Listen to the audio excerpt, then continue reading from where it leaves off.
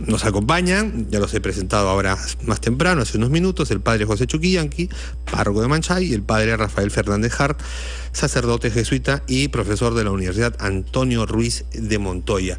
Esta mañana temprano teníamos a Mariano Calvera, que nos narraba el inicio de esta jornada especial con la participación de Monseñor Carlos Castillo en un oficio, una ceremonia especial en la iglesia de San Lázaro.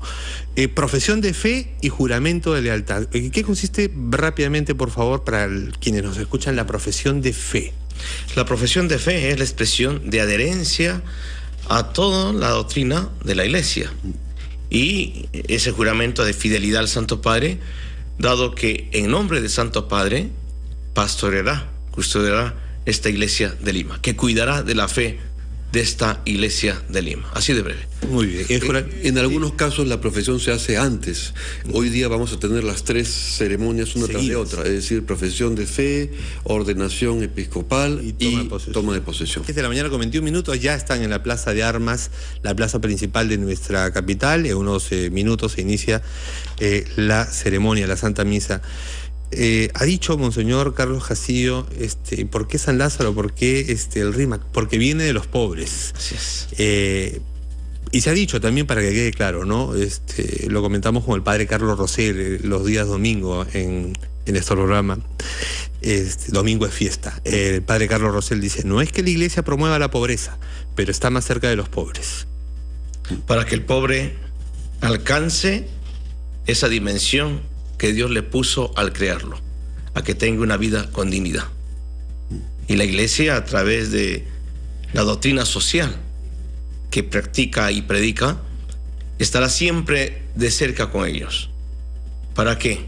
Para que en nombre de Jesús podamos dignificar esa vida, promover esa vida, darle herramientas para que esa vida alcance su plenitud. La plenitud que se alcanzará un día en la vida eterna, pero que debe ya ser vivida con dignidad aquí en la tierra. Y usted lo sabe porque está en Manchay, porque la iglesia es para todos, porque todos somos iguales ante Dios.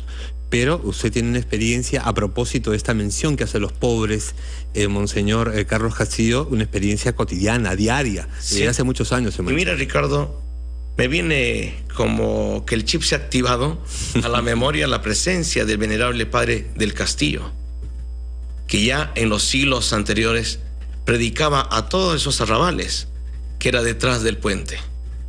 El padre del Castillo, que convocaba a la atención de los mulatos, de los esclavos, para no solamente liberarlo de esa esclavitud humana, sino también para liberarlo de cuantas situaciones se dieran en su libertad como hijos de Dios. En esta preferencia que ha marcado el Papa Francisco por los excluidos, por los descartados también, ¿no? Sí, que es un término muy fuerte, ¿no? Muy fuerte, esto de descartados. Claro, por la sociedad. Sí. Por la sociedad. Entonces estamos hablando, por lo tanto, con ese concepto de una sociedad consumista, de una sociedad, claro, lo decimos todos, no solo el Papa, hablamos de una sociedad consumista hace mucho tiempo, con un modelo neoliberal a ultranza y de una ceguera terrible.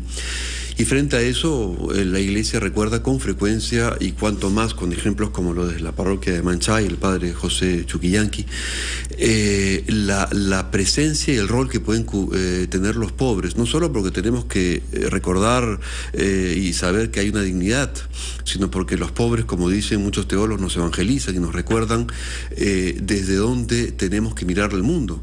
Hoy, en todos los discursos hablamos de pensar en las víctimas, pensar en los vulnerables, pensar en los marginales, etcétera. Pero bueno, eso nos lo han recordado hace mucho tiempo los pobres, desde mucho antes de Jesús, y por supuesto Jesús de Nazaret permanentemente nos decía, bueno, miremos hacia los pobres, porque son los pobres los que van a permitir que caminemos y hagamos un itinerario personal también de conversión. Pero al mismo tiempo, de estas miradas con las que desde la iglesia se revisa nuestra realidad, insistir en lo que señalábamos también al inicio, ¿no? De que la labor pastoral y la tarea de la iglesia y el camino de la iglesia es uno solo, ¿no? Y nos conduce siempre a Dios y el amor a Dios y el amor que Dios nos tiene a todos nosotros, que eso es algo que a veces parece que lo perdemos de vista, ¿no? Cuando estamos imbuidos por una cultura consumista, hedonista, egoísta. Y de enfrentamiento, padre, porque estamos peleados toda la vida. Sí. Claro. Y si vamos al fondo, sería bueno que los enfrentamientos sean para que los que menos tienen tengan más. A veces esos enfrentamientos vienen porque ahora no es mi momento para yo medrar con todo esto. Y mientras siga ahí, yo estoy afectándome en mis intereses. Una triste realidad. Qué bueno sería que nos peleemos, si quepa el término, para que los que menos tengan, lo tengan más. Qué bonita pelea sería esa, ¿no? Efectivamente. ¿No? Y esa indiferencia es lo que el Papa dice, hay que enfrentarnos a la globalización de la indiferencia. Qué bonito es hablar de los pobres, pero qué difícil es comprometernos con ellos y dejarnos, como dijo el padre Rafael, evangelizar por ellos. No es que el sacerdote, no es que la iglesia vaya como Superman donde los pobres, no. Si nos dejamos evangelizar por los pobres, ¿cuántas cosas los pobres nos enseñarán? Y de ellos, ¿cuántas cosas aprenderemos? Y por ello hay que ir con ese espíritu de Jesús, la humildad, la sencillez, para dejarnos evangelizar por ellos. Y nos alegramos de veras cuando se está hablando hoy del RIMAC, del puente. Qué bonito remontarnos en tantos y tantas sacerdotes, religiosos, religiosas, catequistas, que a lo largo de los siglos han sido los que nos anunciaron la fe. Y si hoy llegamos a ser testigos de la consagración y de la toma de posesión del arzobispo número 33 de Lima, que además es un buen número, 33. Sí, la edad de Cristo. Así, ya lleva usted la cuenta. ¿No? Si caemos de ser testigos de esta toma de posesión del arzobispo número 33, también lo debemos a tantas y tantos sacerdotes, religiosas, misioneros, religiosos que evangelizaron a lo largo de los siglos. Porque a propósito también, padre Rafael, de estos momentos de la sociedad, del consumismo, de miles de cosas que ahora están frente a nosotros a través de estos aparatitos, los teléfonos, la computadora, se ha querido y se quiere decir desde otras realidades que la religión, que creer en Cristo, creer en Dios, es una cosa ya del pasado, que la modernidad ya no admite estas cosas. Y sin embargo vemos como, por ejemplo, con esta renovación de nuestro pastor aquí en Lima, del cargo de pastor de Lima, del arzobispo de Lima, es que vemos una gran cantidad de gente que se moviliza, están en las parroquias, están en estos movimientos juveniles masivos, por ejemplo, a propósito de las marchas por la vida, ¿no? Y eso sí nos devuelve la fe en una iglesia viva, ¿no? Sí, nos devuelve la fe y nos recuerda lo activa que es la fe finalmente, es decir, vemos que es masivo. Y por otra parte, yo no creo que se pueda decir, bueno, la religión, de repente algunos pueden decir que ha pasado de moda, pero sería un error, porque finalmente lo que promueve la religión, y sobre todo nuestra religión, es el amor, y el amor no pasa de moda, que yo sepa. El amor es un activo de la humanidad y permanente, y la religión se ha ocupado siempre de promover esta dimensión. Este tema de la actualidad de la religión se puede discutir de muchas perspectivas. Yo estaba leyendo justo hace un par de días un artículo del ABC de España, el ABC de Andalucía, sobre la actualidad de la oración. Una cosa banal aparentemente, ¿no? Rezar, ¿no? Y claro, era un artículo raro que se publique un artículo así, un doctor en informática, y claro, había tenido un montón de ¿cómo se dice? Cuando se viraliza, ¿no? Se había viralizado. Ese artículo. Se viralizó por todas partes este artículo porque llamaba la atención la manera como explicaba la actualidad de la oración y lo que significa en términos de afecto, en términos de pensar en el otro, en términos de desarrollar la empatía, y eso está estudiado por la neurociencia hoy en día. Hasta la neurociencia de hoy ha desarrollado una serie de conocimientos en torno a la relación que existe entre el cerebro y la meditación, por ejemplo. El poder de la oración. Vamos a hacer una brevísima pausa, revisamos titulares y luego continuamos con este programa especial de Diálogo de Fe. Monseñor Carlos Castillo. En cualquier momento nos trasladamos de regreso a la Basílica Catedral de Lima. Y para los oyentes, de nuevo, ¿cómo es esto de la ordenación episcopal y cómo es que un padre puede, un sacerdote directamente puede convertirse en obispo? Padre Chuquillán. Mire, el sacramento del orden tiene 3 grados. El diaconado, el presbiterado, aclaro aquí, El padre Carlos Castillo es presbítero en estos momentos. Y el grado máximo, el episcopado. Sí, el Santo Padre ha visto por conveniente nombrar directamente arzobispo de Lima al padre Carlos Castillo. En este caso tiene el sacramento del orden en el 2º grado, el presbiterado. Y le corresponde ahora la ordenación episcopal. Efectivamente, para el gobierno de esta arquidiócesis que le toca pastorear, según el mandato del Santo Padre, que acaba de nombrarlo el 25 de enero arzobispo de Lima, tiene que ser ordenado obispo, es decir, tiene que ser ordenado en el 3er grado del orden, episcopo, para que pueda luego tomar posesión de su sede e iniciar su pastoreo. ¿Cuáles son los retos de Monseñor Carlos Castillo como nuevo arzobispo de Lima, padre Rafael? Muy buena pregunta. Me lo venía preguntando. No, la verdad es que desde ayer venía pensando, bueno, ¿cuáles son los retos? Creo que sin duda uno de los retos tiene que ver, o varios de los retos tienen que ver con precisamente la responsabilidad que recibe de Roma, es decir, del Papa. Por lo tanto, entroncar con aquello que el Papa persigue, con aquello que el Papa quiere, aquello que el Papa busca para la Iglesia Universal. Y quizás eso ya tenemos un guiño en el lema, no, en el escudo, ¿no es cierto? Donde pone en verde, ¿no es cierto? En verde, y dice expresamente la explicación, muchas gracias, en verde la explicación donde pone a Jesús recogiendo un joven, ¿no es cierto? Pone el fondo verde y dice expresamente la explicación para recordarnos el tema de la ecología.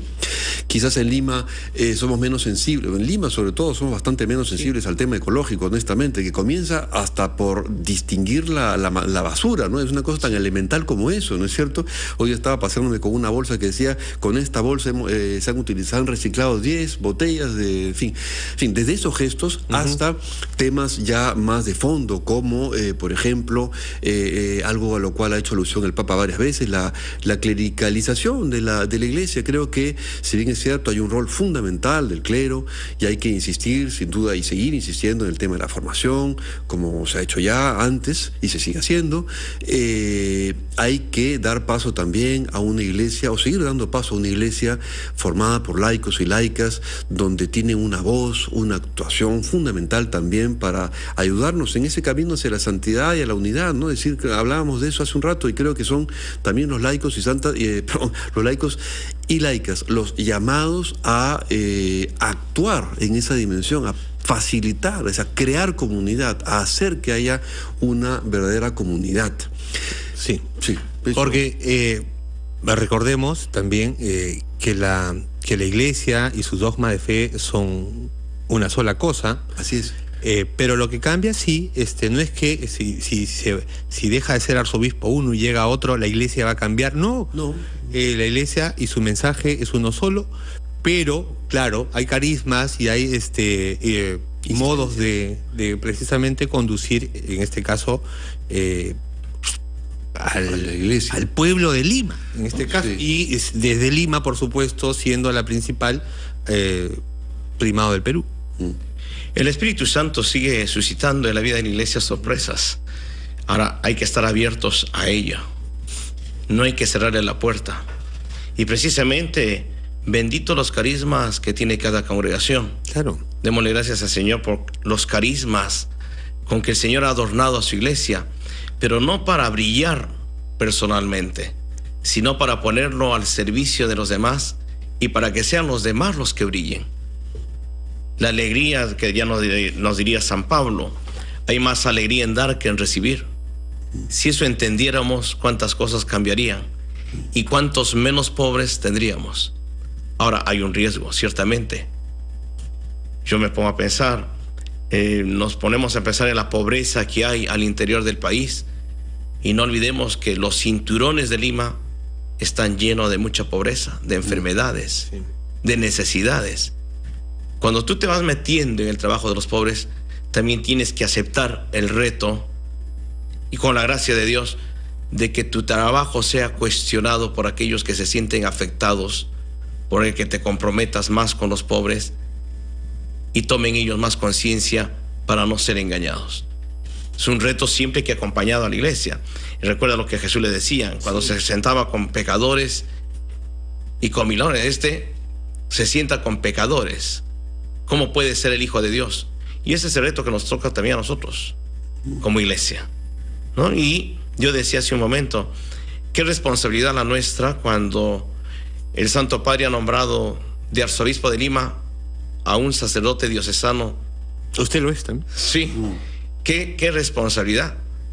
Para un mayor compromiso, no para caer simpático al nuevo arzobispo, sino para que el nuevo arzobispo se sienta apoyado por todos, especialmente en esta hora por los diocesanos de Lima, porque ha tomado a un sacerdote de la arquidiócesis de Lima para esta misión. Sí, porque el riesgo, la tentación de decir, ahora nosotros, ponernos una estrellita, porque somos humanos, porque los sacerdotes, porque ustedes que nos acompañan esta mañana aquí, son personas como todos nosotros, ¿no? Y precisamente quería plantearles un tema que de pronto es espinoso, porque también de eso se habla, y en los medios de comunicación más aún. A veces lo amplificamos, porque así son los medios de comunicación también, le damos una dimensión que no tiene, pero hay diferencias también al interior de la iglesia peruana también, porque, por lo dicho, porque somos personas, porque somos seres humanos. Pero eso también es un reto, padre Rafael. Es un reto, pero es una riqueza también. Hace un momento hacía alusión el padre Chuquillanqui a los carismas diversos. Carismas que tienen que ver con la formación, con la tradición, con la presencia del Espíritu Santo, como se ha dicho, pero al mismo tiempo todo eso se transforma en diferencias, en modos de ser y modos de expresarse, en modos de ejecutar la pastoral, etcétera, diversas. Pero a mi manera de ver, eso es una riqueza. La diversidad es riqueza. Es una riqueza, pero es verdad que esto ha supuesto también en algún momento, poner las barbas en remojo o los solideos en remojo, no sé. Claro, porque ha supuesto, pensar y decir, ¿cuánto estamos ayudando a la unidad, no es cierto? ¿Cuánto estamos ayudando a que la iglesia se note que es una también y que empujamos todos en la misma dirección? De hecho, yo creo que empujamos en la misma dirección, pero a pesar de las diferencias. Lo importante es, creo que habría que hacer una especie de planning, ¿no? Para descubrir, cómo las diferencias nos complementan, cómo las diferencias realmente se convierten en riquezas y podemos hacer que la iglesia sea más rica, más potente, iba a decir, ¿no? Sí, tiene que serlo. Tiene que serlo. Sí. Ahora, yo decía hace un instante, y estábamos hablando de los diversos grados de los sacerdotes, de la ordenación, ¿no es cierto? Y no hay que olvidar, y quería decir, yo hablé de los laicos y de las laicas, no hay que olvidar que hay un sacerdocio común, ¿no es cierto? La iglesia, todos los bautizados son sacerdotes, ¿no es cierto? Y se dice además cuando se le bautiza a uno, tú eres, recuerda, ¿no? Algo así como recuerda que eres sacerdote, profeta y rey. Entonces, todo eso forma parte de todos los bautizados. Entonces, esta responsabilidad recae también en todos. Y no solo, sin duda también la responsabilidad del pastor, fundamental, pero también y muy principalmente en los laicos, esa iglesia que nos recordó y abrió para nosotros el camino, el Concilio Vaticano II. Claro. Pero son circunstancias complicadas para nuestro país, no solamente por el fenómeno del niño y la niña, sino por los actos de corrupción que quienes suponen nuestra clase dirigente, en la que ellos están complicados.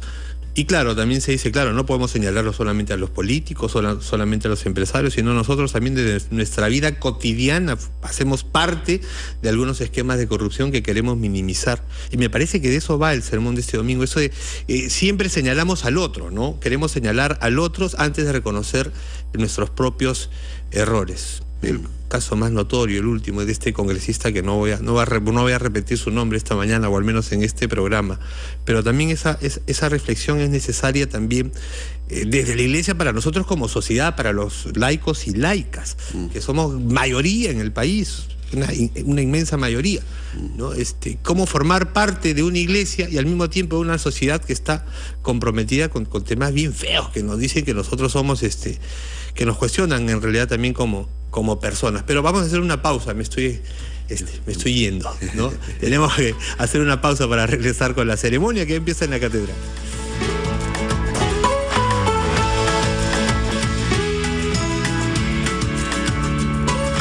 10 de la mañana mañana con 48 minutos, diálogo de fe en este programa especial porque está por iniciarse en la Catedral de Lima la Santa Misa, en la cual se va a ordenar episcope, obispo, arzobispo de Lima. Ya tiene el nombramiento a Monseñor Carlos Castillo. Está empezando, me parece, ya la ceremonia. ¿Nos vamos a la catedral? En unos instantes, ¿no? En unos instantes todavía. Pero seguimos conversando con el padre Chuquillanqui, el padre Fernández. Y a propósito, me parece que es la lectura de este domingo, ese tema de señalarnos unos a los otros, es decir, no mires la paja en el ojo ajeno antes de ver la tuya, la viga en la tuya, ¿no? Sí, esta es una mala costumbre, ¿no? De acusarnos, de perseguirnos, ¿no? Hay una especie de afán persecutorio. Y claro, ser jueces severísimos de todos. Sí, y al final terminamos como ese congresista. Y claro, la verdadera conversión consiste en darse cuenta de por qué persigo y a quién persigo. Es la conversión de San Pablo, ¿no? San Pablo, la experiencia de San Pablo es de reconocer que había estado persiguiendo durante toda su vida a los cristianos. Entonces, claro, es cuando descubre que ha sido esa su vida, cambia, ¿no? Y creo que lo que se trata es de descubrir cuánto y por qué nos hacemos y nos conseguimos en acusadores y perseguidores de otros. Que no está mal señalar cuando algo está mal, por supuesto, pero que parta primero de un reconocimiento de nuestros propios errores. Así es. Si queremos señalar a alguien, primero vayamos por el camino correcto para que eso sirva de ejemplo, ¿no? Así es, y evitar de esa manera, como decía usted mismo hace un instante, de alguna manera la doble moral, ¿no? Cuando preguntaba antes, esta doble moral que se convierte en una costumbre entre nosotros, una costumbre de todos, ¿sabes? De todos, de los que están en la iglesia, de los que no están en la iglesia, de los políticos, de los que no son políticos, de todos. Entonces nos permitimos porque nos compensamos, porque somos frágiles psicológicamente y nos compensamos un poquito por lo que sea, o por razones de fondo, porque queremos hacer el mal, pero finalmente terminamos validando una doble moral, y eso creo que es un problema que tenemos que combatir y estudiar y comprender profundamente. Y a la prensa a veces eso es lo que le encanta, pues, ¿no? Es ver cómo todos se pelean. Eso vende, pues. Sí, pues lamentablemente eso vende. Hay un sector de la prensa que hace eso, un escándalo mayor, pero no podemos tampoco dejar de señalarlo, insistía en ese tema. Bueno, padre, está por iniciarse la ceremonia. ¿Qué sentimientos ahora mismo? Vaya pasando a otro plano, a otra dimensión. ¿Qué emociones? Espiritual. Desde dentro de la iglesia, presenciando un momento importante para el pueblo católico del Perú y en este caso de Lima. La emoción de sentir que nuestra iglesia está viva y que con regocijo hoy somos todos partícipes, acompañamos en este momento especial para la Arquidiócesis de Lima, pero también en la vida sacerdotal de Monseñor Carlos Castillo.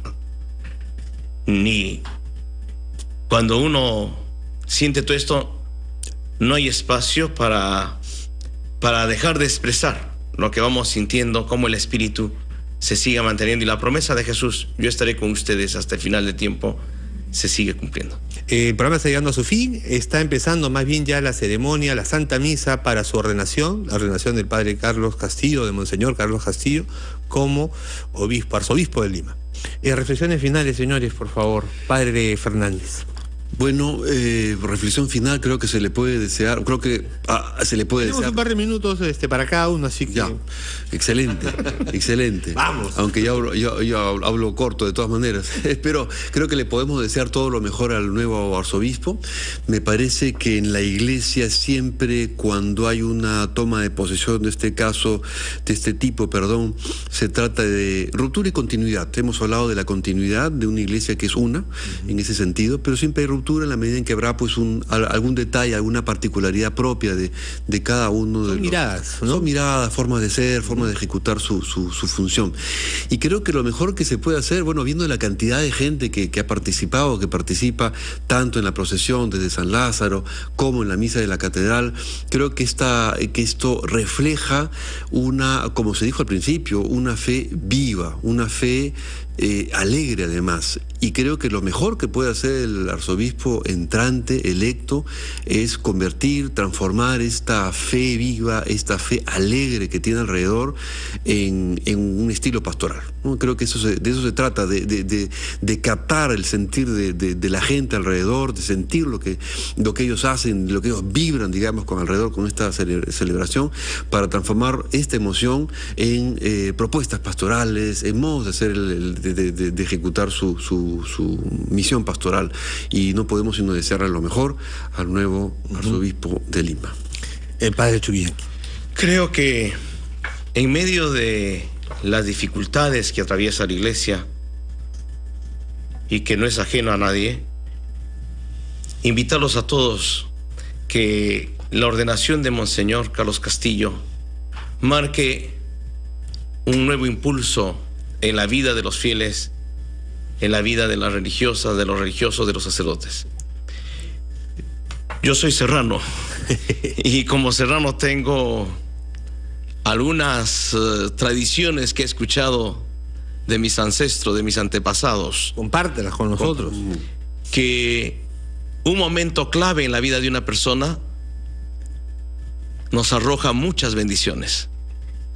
Y queremos coger esas bendiciones que la ordenación de Monseñor Carlos Castillo atraerá de Dios para el pueblo de Lima, para el pueblo de Perú. En estas circunstancias en que la patria atraviesa difíciles momentos. Son momentos en que la patria es testigo de la corrupción que ha inundado tantos espacios y tantas personas.